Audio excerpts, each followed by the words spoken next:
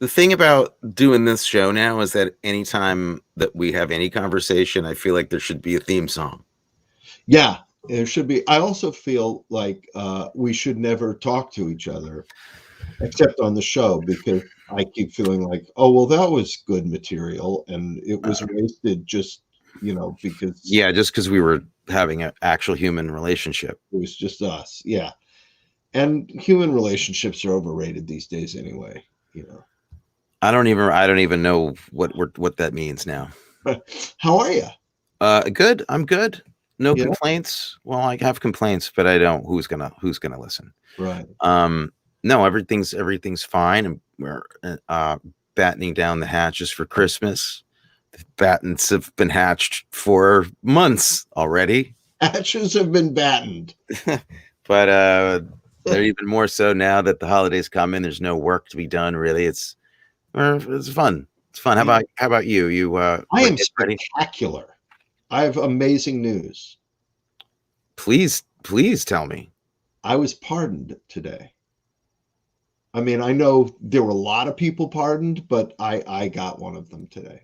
A presidential pardon? Presidential pardon. Yeah, he's passing them out like crazy. I didn't even know you'd done anything. I didn't do anything wrong, but I have that in my pocket now in case I do anything. Great. So it's a kind of immunity against getting in trouble. I could shoot him in the middle of Fifth Avenue, and he pardoned me already. It's incredible. Yeah. Well, there's a lot of power that comes with that office. I guess he can do a lot of things, and I didn't get a pardon. I didn't get a notification about a pardon. You didn't. I'm sorry. I could use one probably more than you, but you have some news that I had to hear about on that other show that you do. Yeah, well, we don't talk because it's better for this to be. Okay. Yeah. You have some news. I had some nice news happen the other day. Yeah, about a week ago or so. We have hundreds of people watching this show right now. You should. Oh, why should they be denied? Yeah, that's information. Tell them about a short film that I made with some dear friends of mine, some really talented, smart, wonderful people. Trish Harnato, director, writer, and Jacob A. Ware, who's an actor and a friend of mine, and we've been in a lot of things together. We've all made a lot of stuff together over the years, and our latest thing got into Sundance. And it's brand new news for us.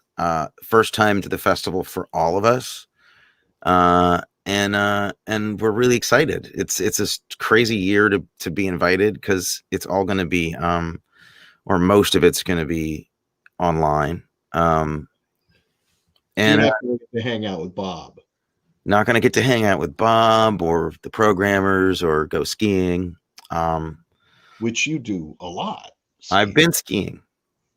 I have pictures to prove that I've been skiing. I did not know that you'd ever been skiing. I was skiing. My friend Michael, my dear friend Michael, and my producing partner took me skiing on a mountain. We went down the side of a mountain on skis, so it qualifies. Okay, now you have to help me out with something today that I've been struggling with this for a couple of days actually, and I've called lots of friends. I called Happy Ed Jewett. He couldn't solve it for me, but everybody can almost solve it, and it's making them a little nuts. And it's a TV theme song. I think it's a TV theme song. It's been stuck in my head. Can't figure out what it is. I think it's like 60s, 70s.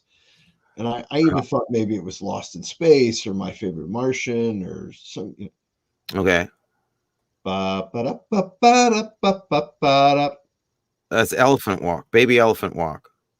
Henry Mancini. Literally. From the show Baby Elephant Walk? I don't remember. It's from a movie, I think. There's a movie called Elephant Walk, and it was in that, but I think it's also in the movie Hatari with John Wayne. Yeah, the Henry Mancini song. I froze. You're like an encyclopedia. I know. I like Henry. I actually am a Henry Mancini fan, and that's a pretty popular song of his. So this is days of struggling, and you're just like, oh, that's Elephant Walk, baby Elephant Yeah, Walk. but it could have been on a bunch of TV. I think they used that song in a lot of things, so Yeah. it could have been on a TV show. I don't know. I think most of the time I've been on something like Law and Order or anything like that, because I always play the guy who, not, I don't play the bad guy. I play the guy who did something stupid and goes to jail because Yes, he kind of, and I think that's actually the song that plays when I'm caught doing when on the footage of you going to jail. oops, Wow. oops, I'm off to jail. Yeah, Yeah. and I play the lawyer that eventually gets you out of jail, the corrupt Oh, lawyer that gets you out. well, we're talking about a lot of other things right now, Yeah. other than what we're here ostensibly to talk about. Well, we're just hanging out, right? This is just us hanging out. Yeah. What are we here to do? Oh, we got a specific movie to talk about. Yeah, but the way I feel about this movie, we could just keep talking about other things. Interesting. Okay. Um What's the movie we're talking about tonight? Do you want to tell people about it?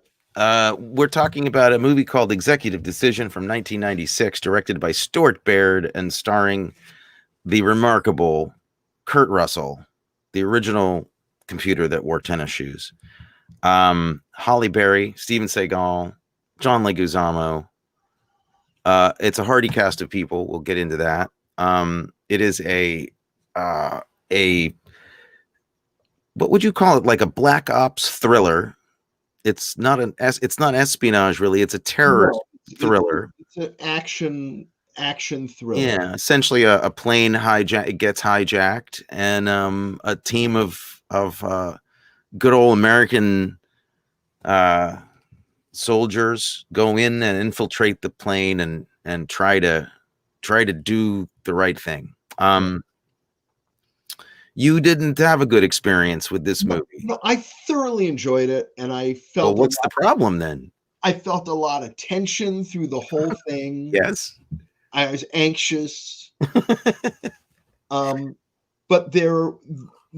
it was a standard anxiety fare, and I felt they missed a lot of opportunities that could have elevated it. For instance, you mentioned, like, a gang of, this team of special ops guys get onto the plane in midair. Very exciting thing. But anytime you're going to put a platoon together, essentially, right? They didn't. And you're talking from experience now, I'm assuming. Otherwise, you wouldn't be.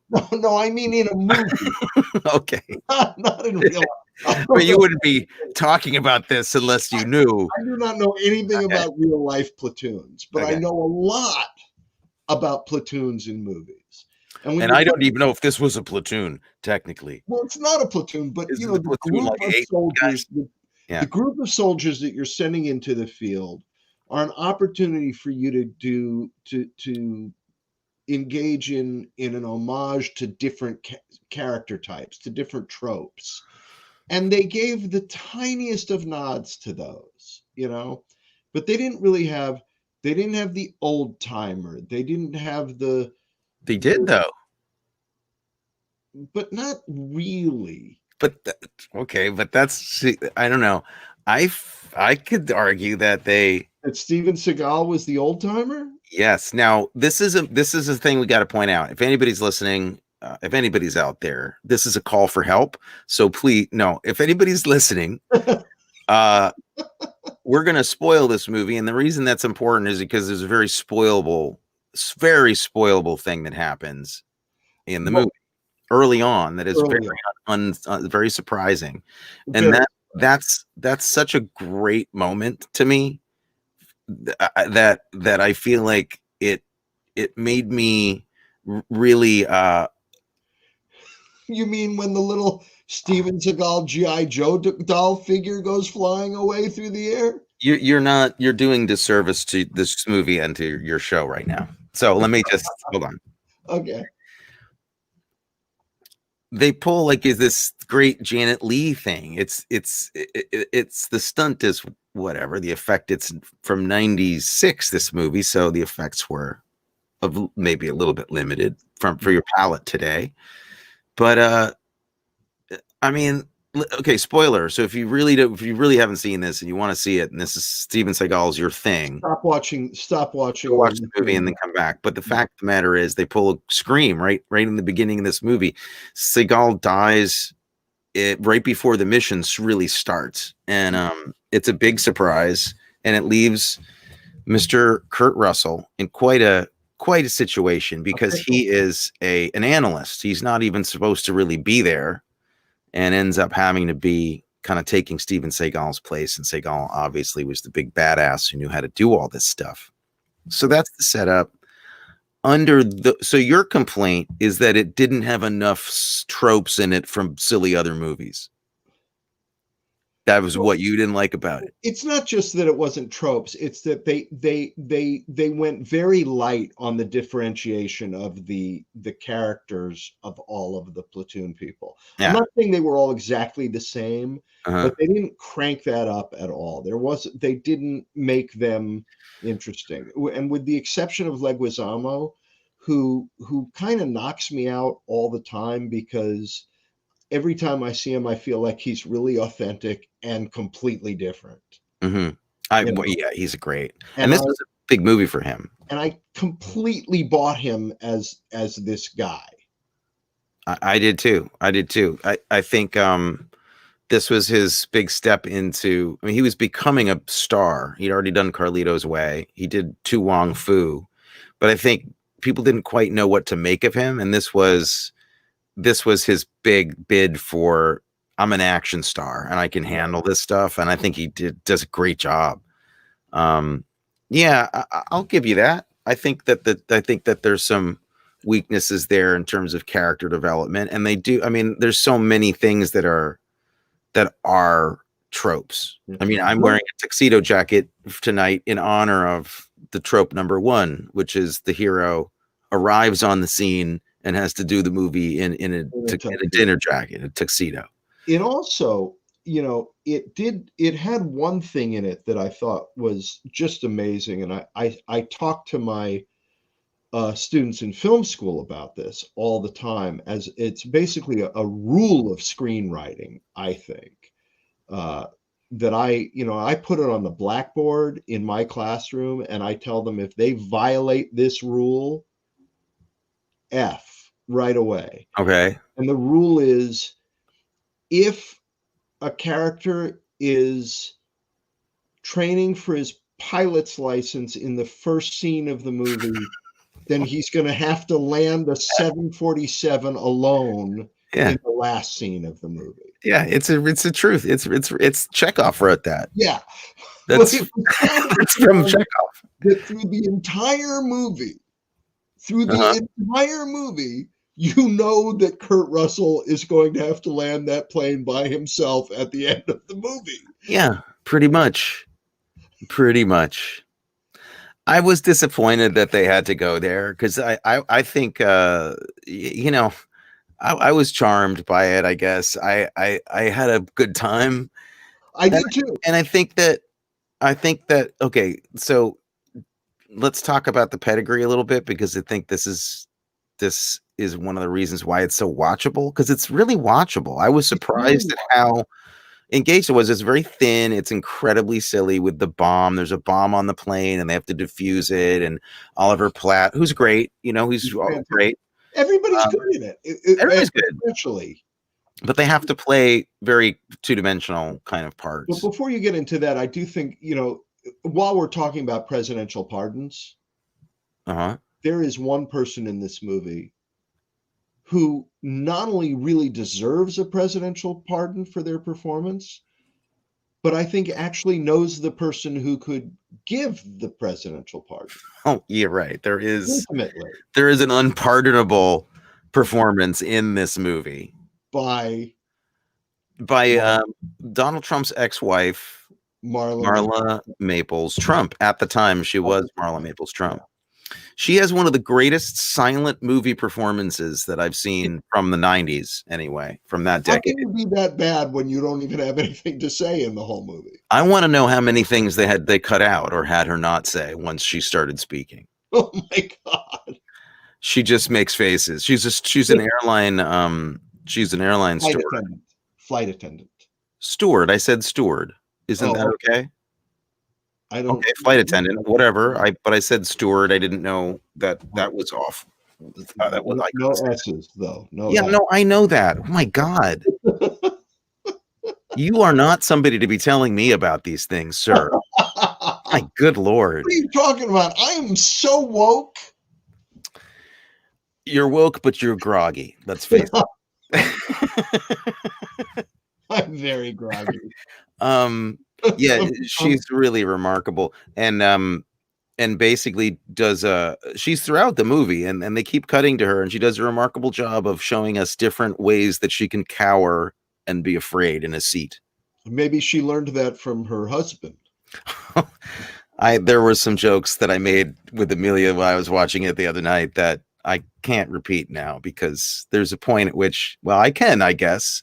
There's a point at which somebody approaches her with a gun and she kind of like shrinks back and I'm like, yeah, that's a regular Tuesday night for you, isn't it?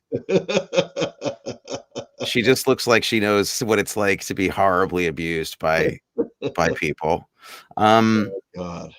So yeah, so it's fun. It's a fun, terrorist movie about terrorists from the Middle East, from a country that's in trouble. Yeah. Okay, there's so many. I don't even want to talk about that because look, we picked this movie. I forgot that it actually had this element in it. Right. It's never been my favorite thing to watch. Like no, like hijacking movies. I mean, it makes me it makes me uncomfortable, frankly. Like that's the kind of horror movie that is too horrific for me. I can't, I get too, I've flown too much. I just feel that I just feel what it'd be like. Yeah. But they did, I thought for 96, I felt like there was an attempt to try to make the villains anyway, at least three-dimensional and have some kind of character to them, or at least to David Suchet, who was really good as the lead terrorist, as the big baddie in this movie. Does he have the best eyes you've? I mean, He is fantastic. He's fantastic. He's spectacular in this. And I have a feeling, I turned to Amelia, we were watching it, and he's known for being very intimidating and scary and stuff. But I returned to Amelia. I bet this guy is a blast at a party. I bet he is the sweetest, funniest guy in the world. Something tells me that that's what he'd be like. Yeah. Did we talk about the director yet? And what? No, but he was a big editor. Well, it was and is. He only directed 3 movies, but as an editor, I mean, it blew my mind. I was curious because this is well directed enough as an action movie. It's actually really well paced and well edited. And I was like, well, who did this? This guy Stuart Baird. Before he did this, he was editing some of the biggest movies in the world. I mean, started with Tommy, which is crazy, but he edited The Omen and Superman, the Lethal Weapon movies, and a billion other things, and the latest Bond reboots, like all of the Daniel Craig stuff, Skyfall, Casino Royale. One of the top editors, and his action editing is ridiculous. And the action in sequences in this are terrific. They're really, really good. And you can tell I can tell he was an editor, just the way that the shots that he was using, that he never missed a shot. Like he got everything he needed. And for a first time director doing a big action movie like that, you wouldn't ordinarily think he'd be able to do it. Also, the military hardware in this, there's an awful lot of real footage. Oh yeah, of real planes. Oh yeah, and those shots of the F-16s or whatever they were, the fighter jets. Incredible. But they also were using a real 747. Yeah, they were. I mean, it wasn't just fighter jets. It was fighter jets in And a formation 747. with the 747 at magic hour, like Yeah. at sunset. Yeah. It's really incredible. All the flying stuff is gorgeous. Yeah. And it starts with, you know, the great Kurt Russell flying in a like a prop plane, Yes. like a Single engine Cessna. but it's kind of a souped up plane. It's not just a regular Cessna, is it? No, it's just a regular flight school. And you say this from how many years of flying planes? I was up in a Oh, you were, weren't you? yeah, I've been up in a couple of them. You know your shit. Sorry. Well, I wouldn't say I know my shit, but I was up in a PT-17 Stearman. Well, you know what that means. You're What? the guy that gets to land the 747. I am the guy that gets the lens. Well, I said that when I was up in the Stearman, the guy who I was up with, and for people who don't know, a Stearman is a biplane. Mm-hmm. You know, the twin cockpit, the twin seat, and the trainee, which was me, sits in the front seat. And the guy who was in the back seat was about 75 years old. And while we were up there, I thought, oh my God, he could have a stroke or a heart attack, and I'm up here alone. Yeah. He's thinking the same thing. Yeah. And a few weeks later, I was talking to a friend of mine who's a former naval aviator and now flies for Delta. And I said to him, I said, I've seen enough movies and stuff, and I know, took some courses in high school where they talked about avionics and what to do. And I know the basic concept of what stalling out is and how to get to the runway, and that you point the nose down and get to the runway. And then as you decrease air, if you pull the nose up and decrease your airspeed, you're going to stall out. So I knew I'm pretty sure I could get the plane on the ground. And my friend who flew for Delta said, oh, there's one thing that's guaranteed. You're going to get that plane on the ground. One way or another, you'll be on the ground. That's going to happen. that is something that is going to happen. Yeah, I think that this is one of those films that's kind of hard to see exactly clearly what it was like when it came out, because it wasn't innovative. It wasn't completely innovative, but it was a lot more innovative than we think. It was a year after the first Mission Impossible movie. And Mission Impossible reset action films forever. That was, I think, the first time I thought, as an audience goer, I went to the movies and went, oh, the high-tech spy stuff I'm seeing in this feels just within the realm of reality, like kind of real, like way out there, but possible. And just a year later, this movie comes out, and they're kind of doing some of the same moves, like hanging from the ceiling, that Tom Cruise stunt where he hangs from the ceiling of that. I guess it's a supercomputer room where he's trying to steal the chip or whatever. Then they do a version of that in this, which is kind of my favorite thing in this movie, is the sequence with Leguizamo and Kurt Russell, who are on a zip line along the interior of the plane, inside the architecture, so it's above the baggage racks and nobody can see them, but they have to very quietly kind of creep along to scope out who's on the plane. That was a really well done sequence, and I remember when I saw this in the theater being like blown away at the tech I was seeing. Like I hadn't seen a lot of it, and then of course we saw all of it later. The little cameras that those are cool. Yeah. That leads into my favorite line and moment in the movie. What's your favorite? Is line? when they're able to communicate to Halle Berry that they need to find out where this one guy is sitting, because that's the guy who's got the secret switch to the bomb, the sleeper switch to the bomb, and she goes through the cabin and feels like she's identified the guy, but she can't pick up the phone. There's no way for her to talk to them, so she has to write it on her hand, and she holds it up so that they can see it through the little thing. And Kurt Russell and Whip Hubley are looking on the camera, and she has written in big letters 21K on her palm. And she holds it up to the camera, and they both look and they go, 21K. 21K. And I was like, it was literally like something from Herbie Goes Bananas. It was a Walt Disney moment. They were like two 12-year-olds for a second. You want to know what seat the person's in, and she writes 21K. What does it mean? What It must be the seat that they're sitting in. 21K. Yeah, we paused and laughed at that one. But any movie that's going to take out Steven Seagal, who was a bigger action star at that point than him. He was huge. Yeah. He was actually he'd almost like jumped the shark and was kind of cresting out. But he made this movie, and the fact that he dies in the first 20 minutes, just fantastic. All right, I've got a new question for you. The movie, the Washington and the military, Len Carey.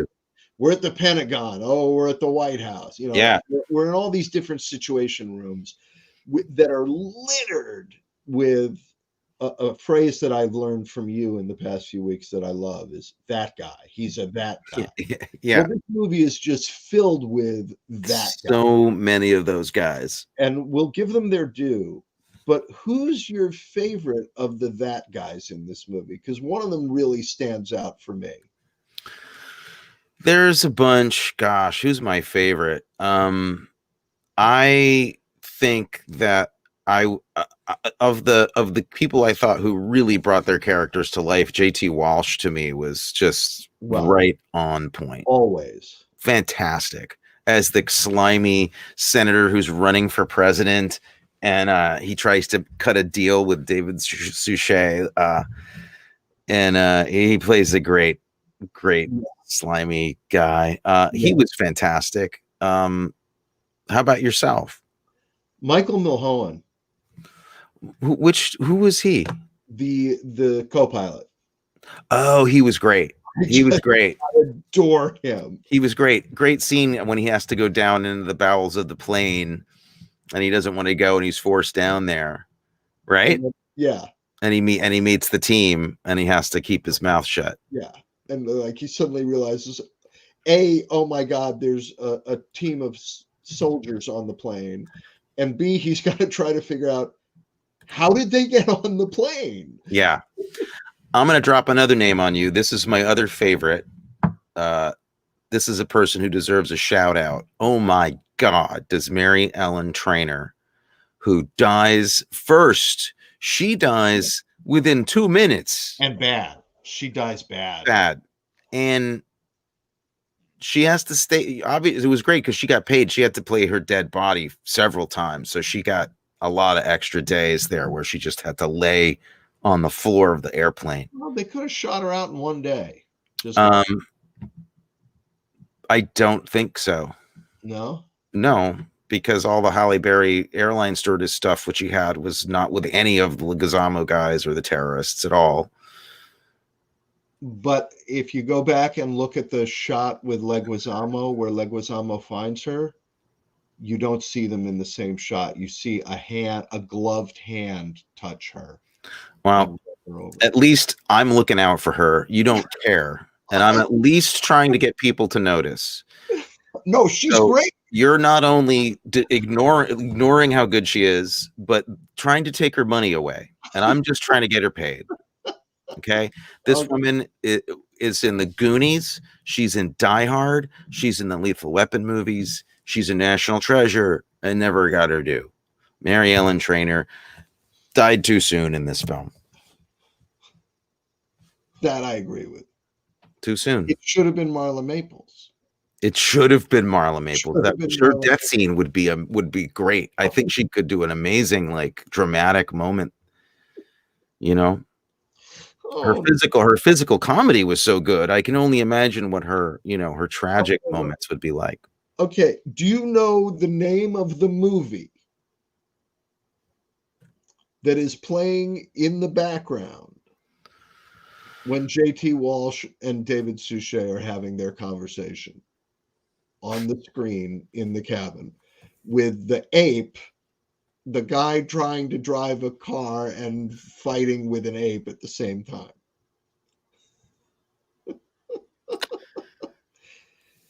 I don't know what it is. Do you? 1995's Born to Be Wild. Born to Be Wild. I don't even know what that is. Starring Will Horneff and Jean Marie Barnwell. But also in this movie are Helen Shaver, John C. McGinley, Peter Boyle, my friend Gregory Itzin, Titus Welliver, Alan Ruck, John Procaccino, Oba Babatunde. We got to rent this movie. Why didn't we see that movie? We might have to watch. That's a great idea, actually. Is that instead of like picking next week's film, which we already did. Well, we can unpick it. We could. My point is, like, if we just swung from branch to branch, basically, like a flying squirrel, from things like that in the movies to movies. So the next week would be that film, and we'd find some other thing to swing to. Yeah. So you want to do Born to Be Wild next week instead of Running Scared? Let's see if Born to Be Wild is available. Because there's Born to Be Wild. I'm ready to see something that sounds as good as Born to Be Wild looked. I couldn't believe it. And what I was wondering while I was watching it, because when the terrorist and the politician are talking, is a scene with a guy trying to drive a vehicle and fight with a gorilla at the same time. And I was wondering if that was some sort of comment on the terrorist talking to the politician. Oh, we're seeing it. It's available to see. If you have Amazon Prime, it's on there. Well, it's like $3 or $2. Born to Be Wild, baby. It definitely sounds worth it. Okay. Oh my God, how could we not? Yeah, this is the way to go. And finally, I've never seen this. Something completely new and different. I'm very excited. Never seen it. Favorite line? You have a favorite line in the movie? No, I don't. There wasn't a line of dialogue that even remotely said anything to me. Well, I'm gonna make you maybe a little less unhappy with me, because I didn't think it was wonderful, but if I had to pick something, a moment of dialogue that resonated with me a little bit, was the moment between Kurt Russell and Steven Seagal on the plane, on the way to the plane, on the plane. Okay. Yeah. And Kurt Russell is telling is telling Steven Seagal that the mission is never gonna, they're not gonna be able to pull this off, and Steven Seagal is saying, we can get in there and we can get this job done. No, it's the other way around. But Steven Seagal said, we're going live. We're live right now.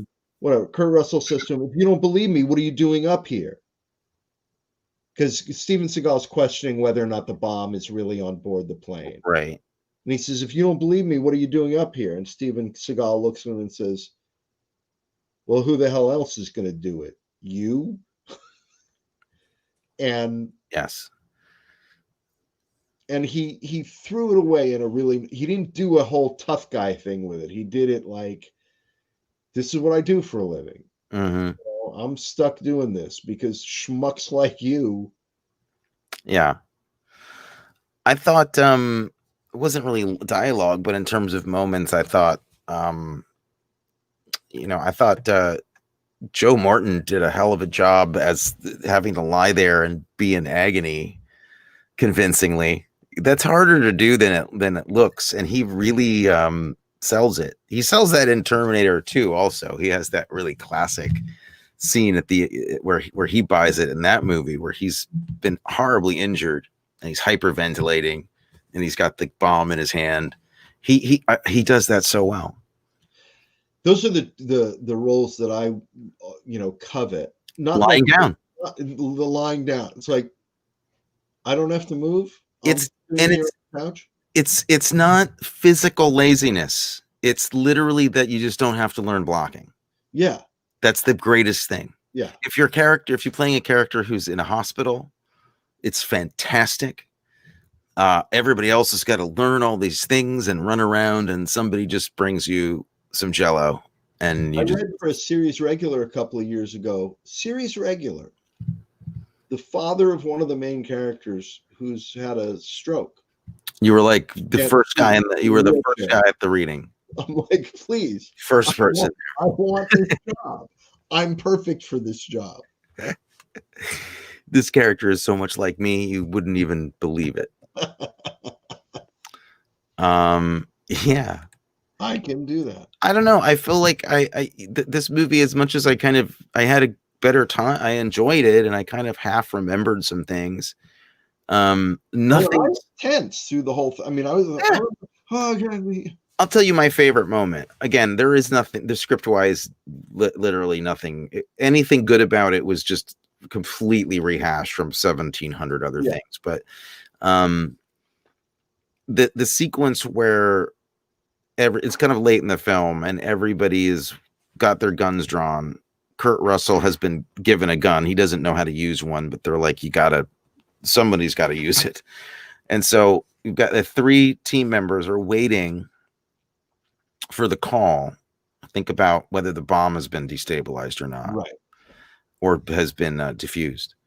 And they're just waiting. And the tension of like, particularly Kurt Russell committing to going out there, guns ablazing, with not even knowing how to shoot. They really captured that feeling of wow, I'm really not equipped for this, but I'm going to do it anyway. I mean, I've always enjoyed Kurt Russell, and he's just a pleasure to watch. I mean, in all those moments, he brings. He's never really trying to be interesting, which I love about him. He's never trying to do something with a line reading or do any character mannerisms, or like he's kind of meat and potatoes, but he's so truthful. Like everything he does, you believe that he's doing it, which is such a big component to great movie acting, not that it's all not important, but just to see somebody who understands exactly what he has to do and doesn't try to be any more interesting than he has to be. It's really great. And the moment at the end, the salute, I will admit that when the guys on the team salute him at the end, Got a little choked up. I was moved. Got you a little bit. Got me a little bit. I can see that. I can see why you'd feel that way. One of our viewers, Brian Jesuit, wants to know, where's Adam? Adam, he doesn't like you or me or anybody anymore. He's out of here. He's a big Adam fan, this guy. Okay. A big fan of Adam. As am I, Brian. Adam is right now working on a show. He got a very cool gig, and he's producing and directing, and I think also doing some acting. Yep. In a new show that's shooting in L.A. I think they're in L.A. Yeah, they're in L.A. and it's going to be on ABC, and it sounds really good. Yeah, so he has literally just been swamped with work, and we miss him and hope that he'll want to come back and play with us when he's done with the show. Also, he doesn't like us, Brian. So, well, yeah, but there's multiple reasons, many reasons why. My favorite, the moment that really touched me more than anything, was when my favorite character from this, played by Richard Ryle, who was the U.S. Marshal on the plane. Oh, he's terrific too. Oh, he's fantastic, but the poor guy he must have been cut severely out of this movie because anything except nothing. He gets his shirt off at the end when he's on the stretcher, and he has a touching moment where somebody's like, "Does your bullet wound hurt?" And he's like, "I'm okay. I'm all right."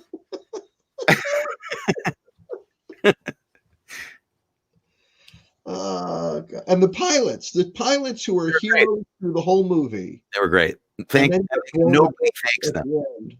They just get killed and nobody. They're just like, get out of the way. But their bodies get unceremoniously Tossed thrown out of the cockpit. Yeah. I don't think, as testimony to how good and solid Kurt Russell is just how ridiculous landing that plane is in this movie at the end. They just didn't need to go there. They didn't have to have that whole end of them landing the 747, which I'm sorry, I just don't believe that if you've not trained to do it, I just don't think you can do it. And I wish I had invited my friend Dave, who's the former naval aviator. I'd love to watch this movie with Dave. I should, Dave. You've met Dave. I have met Dave. That's why I'm saying I'd love to. It would have been fun to have him here discussing that scene. But I want to watch the movie with him and then do the show, because I have a feeling he'd stop. Be like, Dave, just stop the movie anytime you have something that's not. Be like every 30 seconds. The phones don't work that way. That would be a red light, not a green light. It would never. Wouldn't stop. Did I tell you about the time I got the tour of I think it's the Midway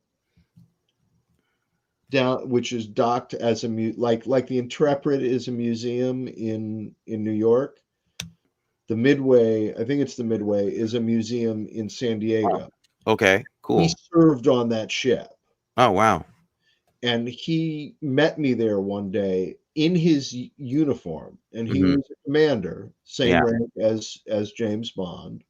He's a commander in the Navy, and he met me in his dress uniform. And you felt suddenly for a way about a man that you had never felt before. Never felt that way before. Yeah. But he gave me a personal tour of the ship. Mm-hmm. As he's walking around in his dress uniform and he's a commander, everywhere we go, any of the actual Navy guys working on the ship are, getting out of his way, anything you need, blah, blah. We got to never have you felt more like Roger Mosley in Magnum PI than in that moment.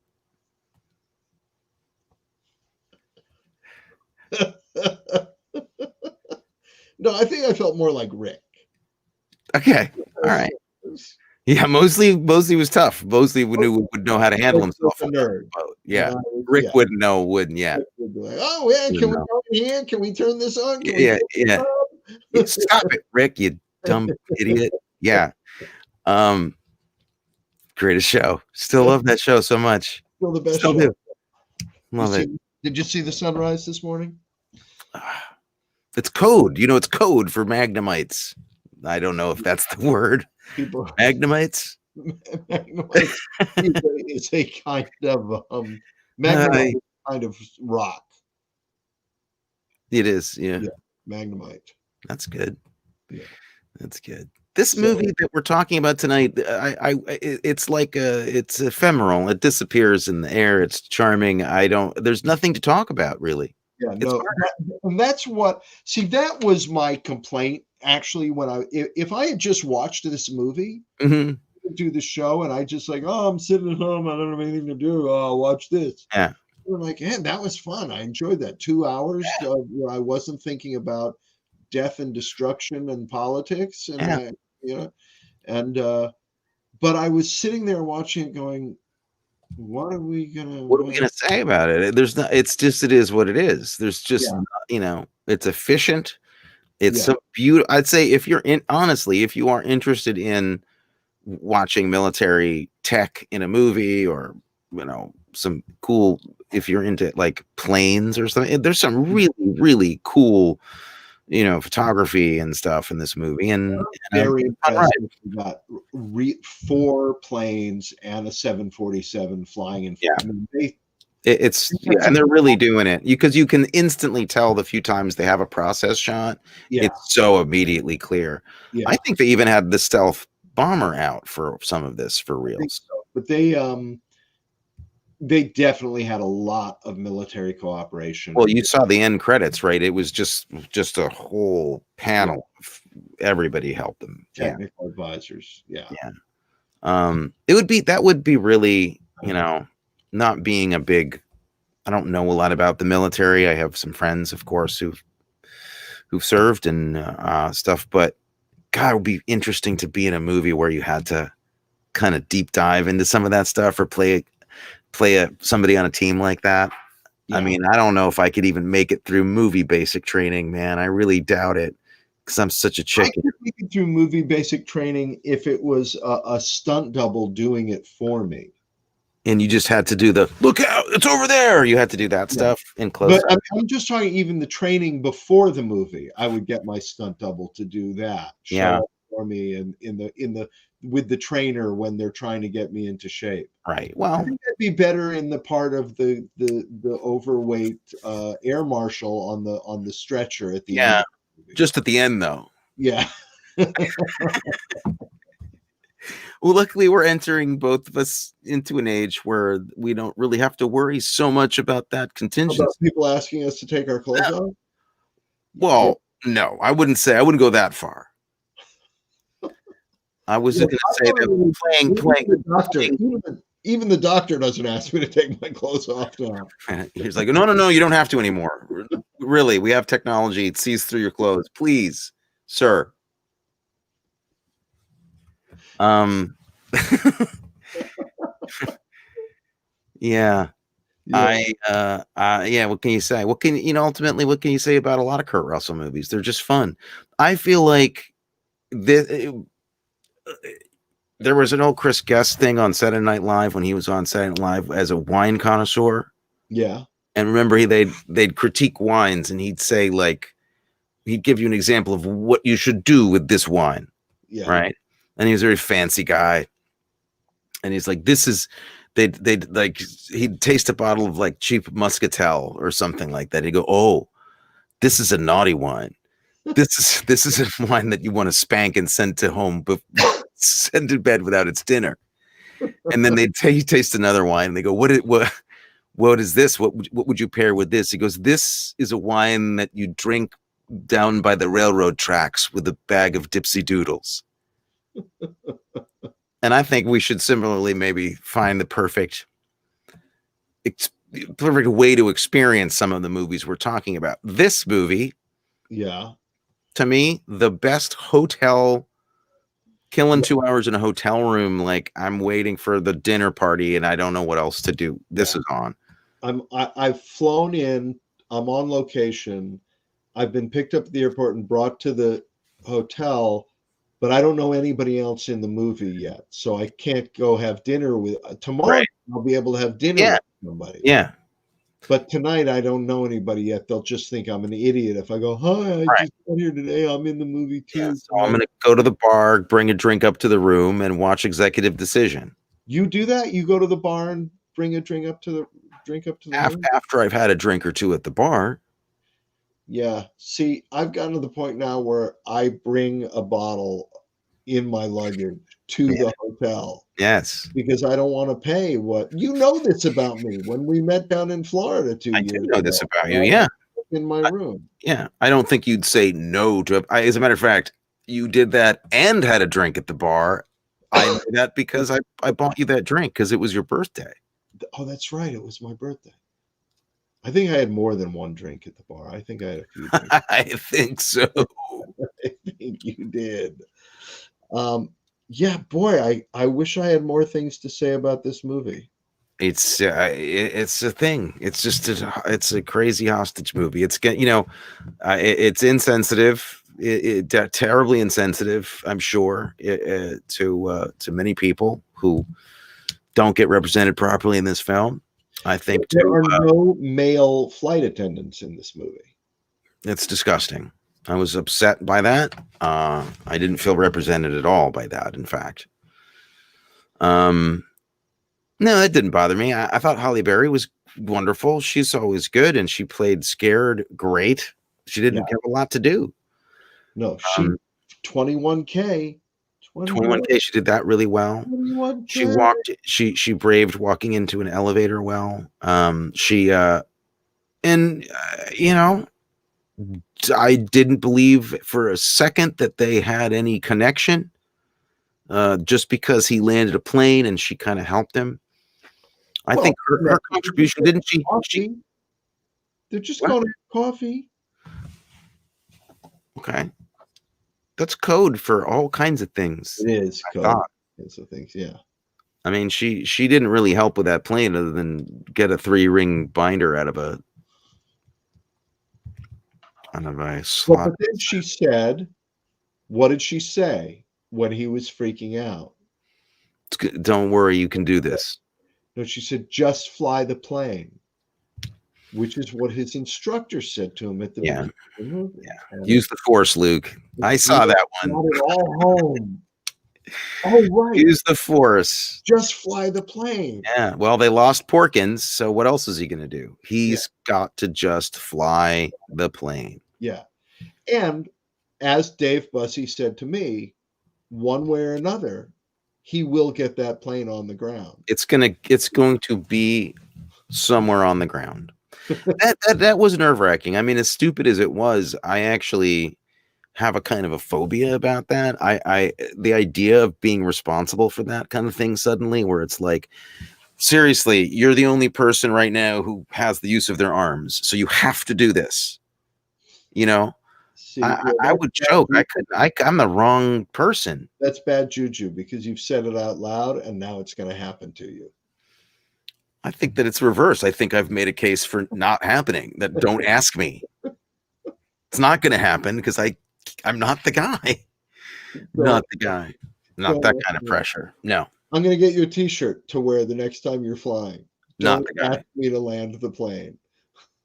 Or just not the guy. Not the guy. Yeah.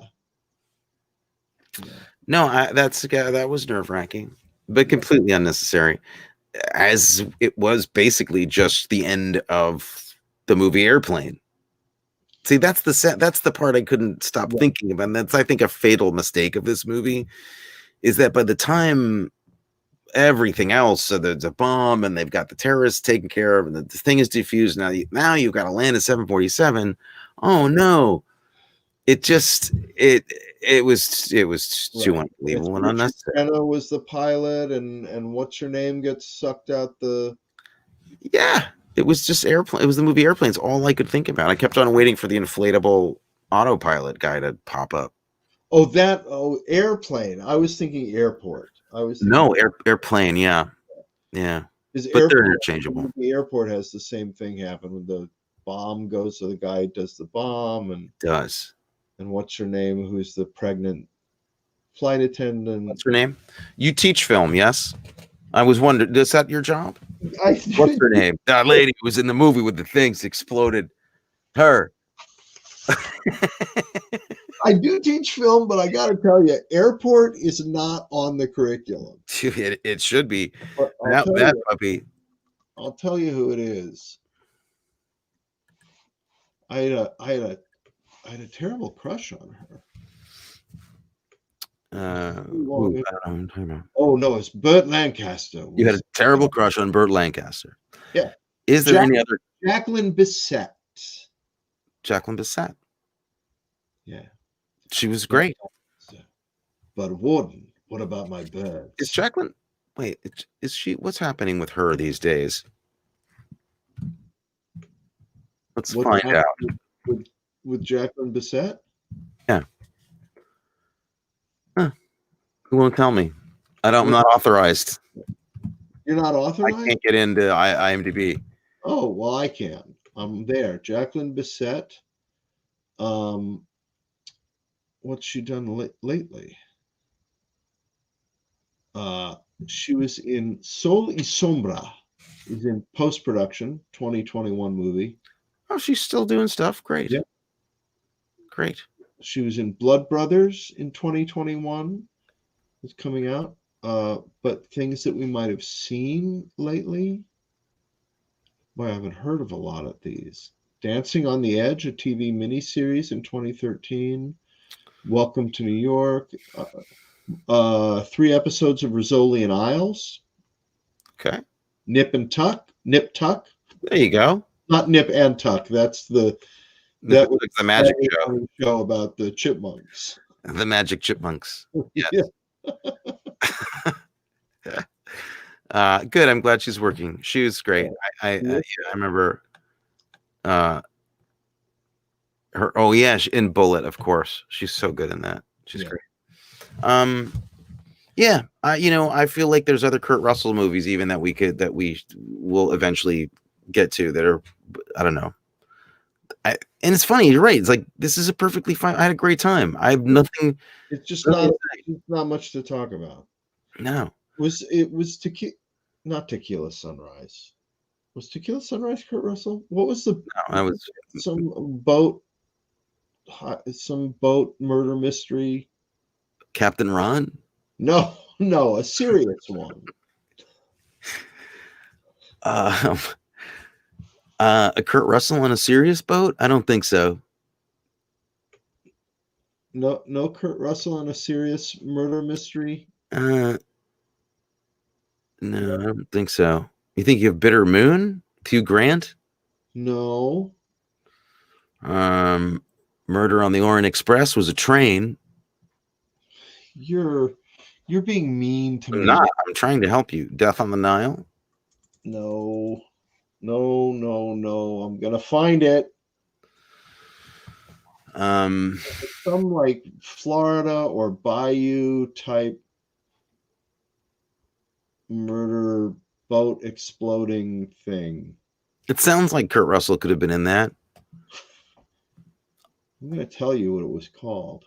He's a pilot actually in real life. Rated in several different FAA ratings. And he wanted to prove all of that by the first shots in this film being him really flying that Cessna for real. It was Tequila Sunrise. He's in Tequila Sunrise. Is he? I thought Mel Gibson, Michelle Pfeiffer, and Kurt Russell. Oh, I just remembered. I didn't remember Kurt Russell, and I haven't seen it since it came out. I remembered Mel Gibson and 1988. That's a movie that should go on the list. It is. If you want to talk about sunrises in movies, every shot is a sunrise or set. Hey, any shot that Michelle Pfeiffer is in is a sunrise in my mind. Oh, that's sweet. That's really nice of you to say. I don't think she's watching the show. I don't think she'll care. No, everybody's in COVID. There's some surprising people. She can find out some Hollywood tidbits from us. She might want to know some stuff, some insider information. Yeah. I held a door for her once in Hollywood, coming out of a hotel. What? And I did. I held the door for her. She was coming into the building, and I held the door, and she looked at me like she was it was such disdain, sadness. You didn't get anywhere. I know she didn't. It was a very sad moment for me. Wow. It wasn't that she was mean. I probably was just kind of disreputable or something. I'm sure I did something. You looked disreputable. That is not possible to me. Don't be hurtful. There's no reason for that. You, a guy that the Secret Service let be near the president-elect of the United States. Well, I've looked disreputable sometimes when I'm acting and something, and the character is disreputable. Yeah. I'm not. Who am I to say? I can't say that how I look. It's not I'm not this person who decides that. You'd have to be the decider. I don't want to be the decider. You know what? Someone once told me. This is talking. Forgive me, but this is funny. Somebody once said to me when I was wearing something very similar to what you're wearing, do you know what they call fleece? What women call fleece vests? I said no. She said birth control.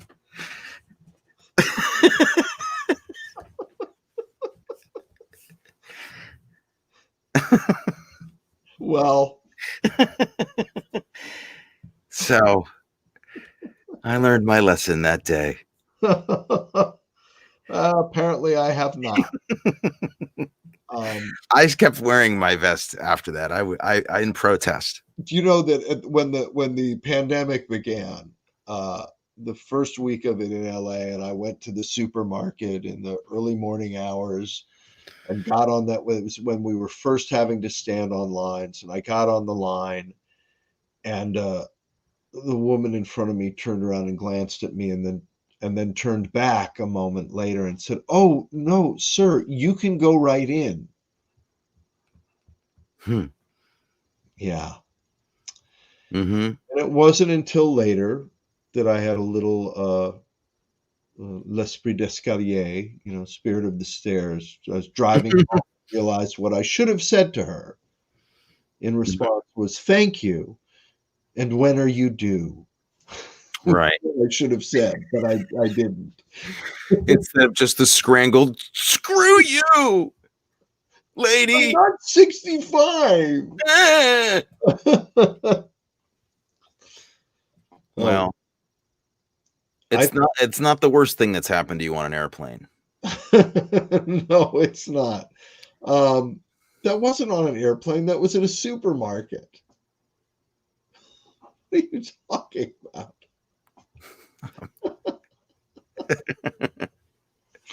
Anyway, I think we've talked about everything in the world except that, like, this is an hour show Yeah, about movies, and I think we talked about the movie for 20 minutes. that's the review. It's There's nothing to talk about.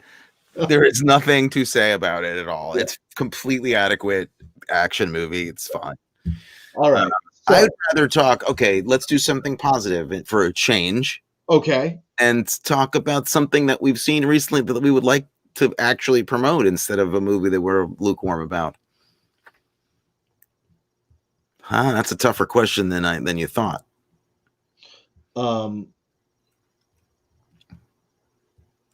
well, I can't promote this because it's not out there in the world, but one of my students, a freshman, turned in a little Hanukkah movie that blew my mind. And this is a freshman in a freshman required course as an exercise. Hmm. I'll send you the link to it. Blew my mind. I'd like to see it. Very- Unbelievably, not just well done, production values, but a story that was just really well executed. Excellent. So Yeah. that's great. It's exciting when your students do stuff that And I think he's going to actually submit it to some festivals, and I wouldn't be surprised if it got a little attention. very nice. Um, stuff like out there in the world that I I've don't seen. know, a book, an article, a piece of art, a song, a movie, Yeah, TV I show. I can tell you that I am going to start doing bullet journaling. I bought the book on bullet journaling. Do you know anything about this? It sounds like weird. Are you okay? I don't I don't know. You No, got the copy of that Deer Hunter out of the library on DVD the other day. I don't know no, what's going on with Matthew. it's a way of sort of organizing everything you're working on in your diary and your calendar, but it's a method that teaches you how to really do it in a way that works personally for you, as opposed to it being a system that, oh, set it up exactly this way. um, and I Is realized, this an app? What is this? no, it's a book that describes the method, and then you use a blank journal to do it in. Right. So Uh, that's the whole book is tells you to get one blank journal? Dude, anyway, how much was this book? this is I could make some money out there if I knew. Jeez. Hey, look, here's what you do with garbage. this You get a trash can. The end. this is not a paid testimonial. Um, uh, yeah, so I'm about to start working on my bullet journal. to reorganize my life and make myself more productive. Okay, good. That's Actually, I'm not doing it to make myself more productive because I actually don't think I could be more productive than I am. I exciting. think I could be more efficient and have less anxiety about being like scattered all over the place. So, oh, I've got to do that now. And when do I have to, Right, and right. and I feel like this will help me organize things in a way where I can just go about all of the same business that I'm going about now in a calmer, more relaxed way. I'm too fueled by neuroses to ever fix those problems in Oh, myself. really? Okay. Yeah. I don't feel unless I'm jumping out of an airplane, nothing happens. No, that's not true. That probably book would probably help me a lot. Sounds Would good. you jump out of an airplane? Would you skydive? Nope. No. Why not? Do I have to explain it? Yeah. Well, okay. Really? Well, Because another I question. don't want to die falling. Okay. Would you scuba dive? I would, and I have. Yeah. Me too. And I've scuba dived a lot, and I've gotten my advanced Yeah, certification. right. You were seriously into it for a while. So a lot of scuba diving, and there's no way I will jump out of an airplane Right. ever. No. Not happening. Are Nope. you kidding me? And then I looked up the statistics, and do you know how much more dangerous it is to scuba dive than it is to skydive? Like notably more. Yeah, yeah, like I think you're something like 20 or 30 times more likely to die scuba diving than skydiving. I mean, it's much more dangerous. And it's not like drowning is fun. So No, having almost done it once, I can tell you it is not fun. you came close, huh? Came close in a bad surf diving incident in California once. Wow. I almost got eaten by a hammerhead shark once. That is real, though. That's not good. That's No, painful. I came very close to yes. I've heard from other people who died being eaten by hammerhead sharks. Not as much fun as you think it's going to be No, once it starts. Um yeah, no, I'm not into I'm not a here's my feeling. I'm an actor. I take enough risks with everything in my life as it is without having to add to that gambling my money away. I don't need to do that. Already taken enough risks. I don't need to jump out of planes and stuff because I feel like I'm terrified all day anyway, just because of being in the arts. well, can I tell you like a fantasy of mine though, relative to jumping out of airplanes and scuba diving? Yeah. I still fantasize about this. I would Show me like your hands and check. and check. I would like to jump out of a helicopter. Thought you were gonna say a cake. No, yeah. No, I would like to jump out of a helicopter about 15 feet above the water in full scuba gear. Like even as an extra. Combining the two most dangerous things you could do at the same time. Yeah. Yes. Not with a parachute. I mean, just I know. like in the Bond movie where the five guys are jumping out of the Yeah. helicopter, the frogmen into the water to Yes, go the frogmen to jumping. the Yes. underwater. I probably would do that. That's it's irrational. I mean, I'm not. It's not like scuba diving. I never thought it was the safest thing to do, but just like I'm not jumping out of a plane. I'm sorry. I don't think you could. I think I could say that I'd do it, and I'd get up there, and they couldn't. I wouldn't go. I just like no, sorry. And they're like, we're all gonna crash. There's not enough gas. I'd be like, we're all gonna die then because I can't. I'm sorry, just not Come back jumping. down, and I'd say, did you jump? And you'd say a little at first. We're first. For anybody out there who knows that joke. Oh boy, that's a good one. Yeah.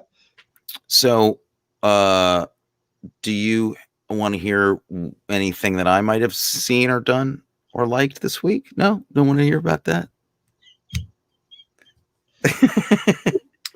It's fine. I didn't see anything good. It's okay.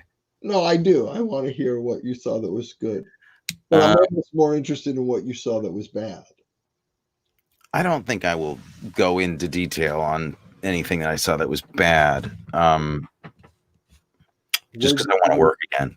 But I did see this new, very creepy, well done show on the Yorkshire Ripper. It's a documentary true crime series on Netflix called The Ripper, which was well done, well Okay. done, unnerving. Some very interesting,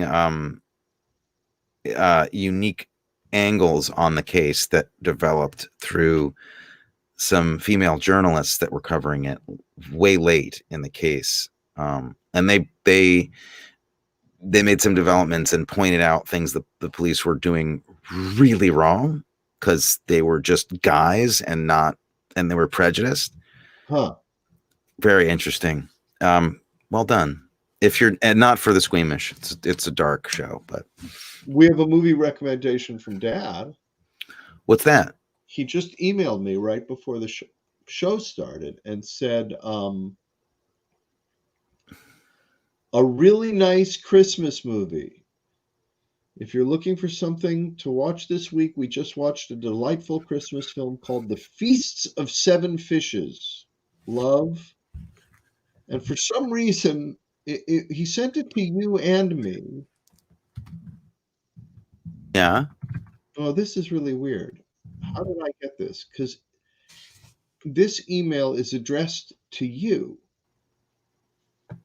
he does that. I think. No, but Yeah. it says to Tony Arkin, Anthony Arkin at mac.com, right? It's your email address. Thanks for giving out my email address to Oh, I'll edit that everybody. out. Sorry. I didn't need it anyway. No one's calling, so Um, sorry about that. That was stupid. it's quite all right. But it doesn't have my name anywhere on it. But here's the really weird thing is that it's signed Love Allen. that's very strange. Is there something going on in your relationship that I need to know about? No, nothing's different at all. Okay, Did you get this email? I did, and it's addressed to me. Yeah. And am I copied on it? No. No, it doesn't say anything about any BCC or CC at all. So how did I get this? Is what I'm wondering. How did I get this email? I don't know. It's weird that this and the Russia hack took place in the same week. Yes, it is weird. Especially when you consider that he's 99%, he's pretty Russian, our dad. Yeah, well, I don't. I mean, I don't think he has the time to involve himself in espionage. I was more thinking that he had been hacked. Oh, and it's the time. It's the time is the issue. Yeah, I wasn't suggesting that our father was. If he had the time, he could have done the hack. We all know his ability to write computer code is unparalleled. But I just love that he signed an email to you, Love Allen. Love Ellen. Yeah. I wonder if that's just because he's like, he hasn't called me in a week. I wonder if I better say what my name is or he won't know who it is. The Feasts of Seven Fishes. Well, I looked it up. It is available to see on Prime. And who couldn't use a nice Christmas warm family movie at a time like this? Yes. Anything else this week that you've watched that's good? Yeah, geez, you'd think I'd see something Christmassy. Instead, I watched the show about the Yorkshire Ripper. That says so much about me. No, but I think as a counter to that, we'll probably gonna watch It's a Wonderful Life tomorrow night. I haven't seen it in it's got to be like 15 years, and it's a better movie than anybody even knows. It's a spectacular movie, but there is one thing about it that I noticed last year. I was thinking about it, and the whole end of the movie, right? He's just running around with Clarence. Spoiler alert, if anybody hasn't seen it, running around with Clarence, like, oh, if you hadn't been born, your brother would have drowned in the lake. And if you hadn't been born, the drugstore the pharmacist would have poisoned that woman and gone to prison, he would have gone to prison and been a drunk. And if you hadn't been born, your mother would be running a boarding house. And if you hadn't been born, all those guys on that ship during the war would have died because This is the best thing. and it goes on and on and on. All the terrible things that have happened.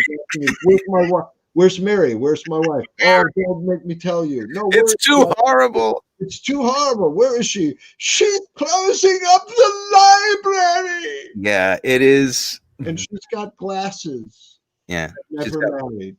Yeah. It is hysterically funny. And the most, like, in an otherwise maybe perfect movie, yeah, a completely off key moment of just like, in an excuse me, perfect movie. I really, she's a librarian, which is the worst thing that could happen. She's an unmarried librarian who now needs glasses. I think we should do a supercut where we reshoot that scene and she's literally on the pole. She's like stripping. It's like that's what would happen. And she's at a burlesque show downtown. Yeah. She's rich and famous because yeah. Or exactly. She's a beloved, singer for nationwide act. Yeah. But one of the most romantic kisses, first kisses, I think. Yeah, you don't expect that to be that steamy in It's a Wonderful Life, but it's a pretty steamy moment. Yeah. Rivaled maybe only by Notorious for like kisses that go on for, or the kiss that's not really a kiss. They don't even really kiss. They're just kind of like 3 millimeters apart for an entire dialogue scene. Yeah. That's great stuff too. Grr. That's what I say. Are you okay? Did you have enchiladas for dinner, or is that what's happening? I am so far from okay. We're both losing it a little bit. Let's face it. We're locked down. It's been 9 months and counting, and everything's good. No complaints. We're in good shape, but it gets a little bit. You get a little stir crazy. Yeah. No, we're among the lucky ones. So, all right. So next week, Running Scared. Or did we switch? Are we going to see the monkey movie? Monkey movie. There's a gorilla movie, right? All right. Next week, Born to be Wild. I think we really got to do it. I mean, it's great. I mean, I've never even heard of it. Yeah. So if you watch the show, watch Born to be Wild this week, and we'll be back here next week to talk about it. Yep. Subscribe to the channel, like this video, and to Merry Christmas to all. Merry Christmas. Merry Christmas to anybody listening. Merry Christmas to you, buddy. Merry Christmas. Happy Hanukkah. Happy holidays in general. Yeah. Stay safe, stay healthy, stay inside. Don't go visit anybody. Don't be alone and lonely. That's what you're supposed to do now.